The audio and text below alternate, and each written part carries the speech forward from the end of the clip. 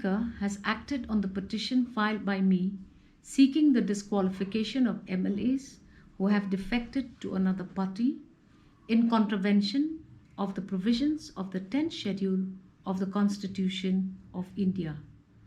This is important for us that the office of the Speaker has acted promptly on my petition.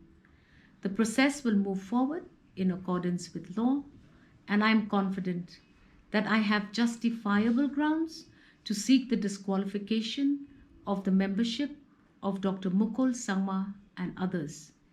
The Speaker was pleased to provide only 7 days' notice for the respective MLAs to respond. In other words, some sort of a show cause notice came into effect. I, at this stage, do not want to comment further on the subject matter, and we shall open this discussion when the moment is right.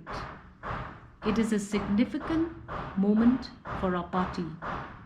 I have lodged a complaint against all MLAs, barring 2, that is Charles Pungrop and Chitlang Pali.